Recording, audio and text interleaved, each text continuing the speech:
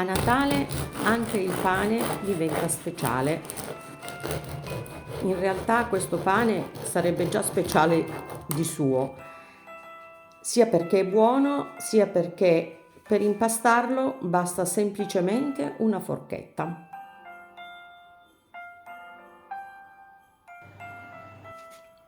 In 500 grammi di farina tipo 1, ci vuole una farina forte, aggiungiamo 400 ml di acqua a temperatura ambiente e un'acqua possibilmente priva di calcare. Io infatti uso l'acqua minerale.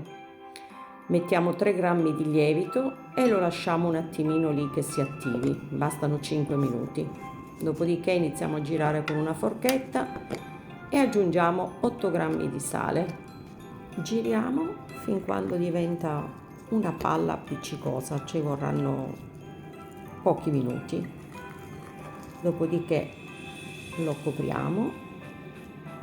È importante che la pasta non venga esposta a corrente d'aria. Dopo un'ora, eccolo qua, come potete vedere è diventato elastico perché si è sviluppata la maglia glutinica.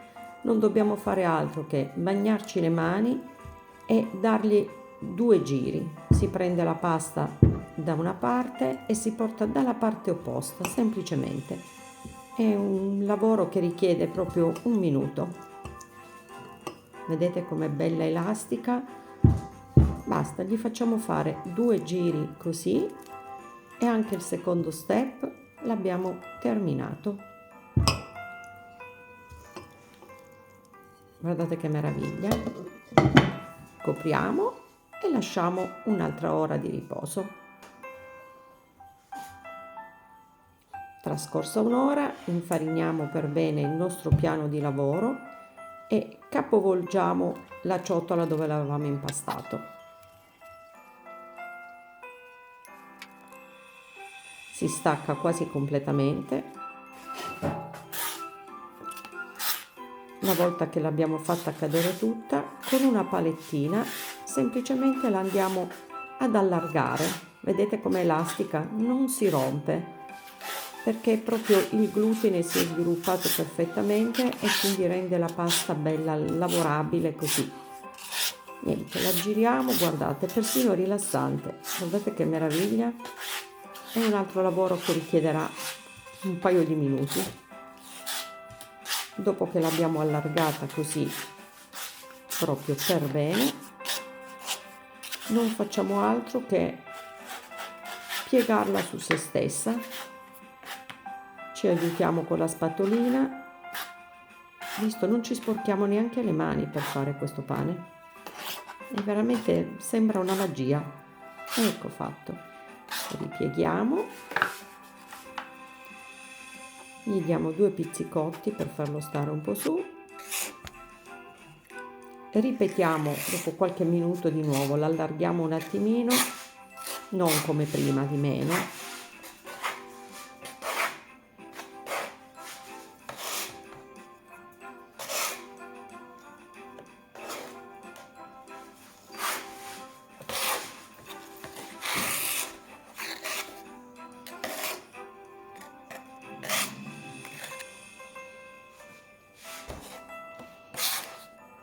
E adesso lo arrotoliamo di nuovo esattamente come prima, lo preghiamo, lo arrotoliamo, facciamo un po' come ci viene più comodo, lo pizzichiamo che stia bene su, ci aiutiamo sempre con un po' di farina.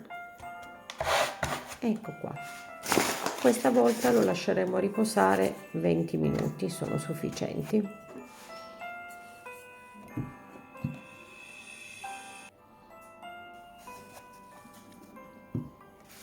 Passati i 20 minuti lo allarghiamo di nuovo con la palettina.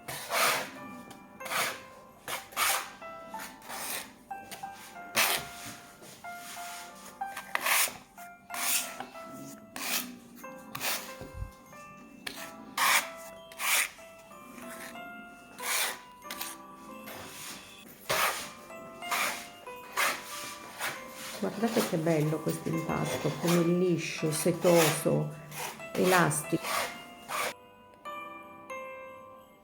E adesso lo andiamo a rendere speciale.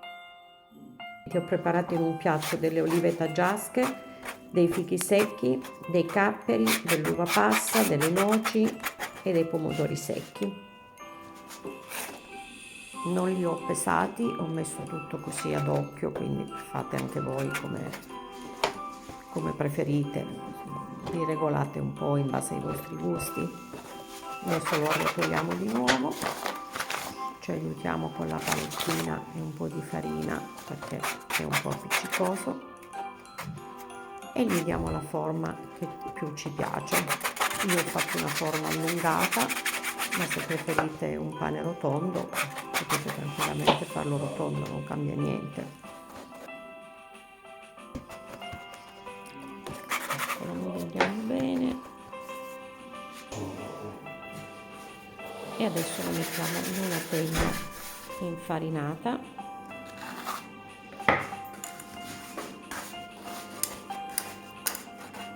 Lo modelliamo ancora a nostro piacimento, gli mettiamo del sesamo sopra, che in realtà io volevo metterlo anche dentro, ma me ne sono dimenticata, quindi se a voi piace potete metterlo anche dentro. Gli facciamo 3 incisioni.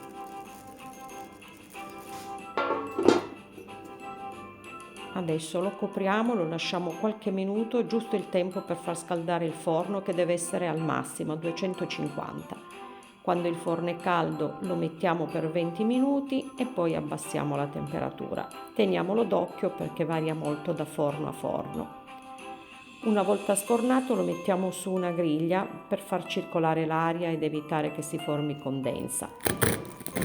In realtà dovremmo lasciarlo raffreddare, ma noi non abbiamo resistito. Come vedete lo sto tagliando che è ancora fumante. Eccolo qua, guardate che meraviglia. Felice Natale a tutti!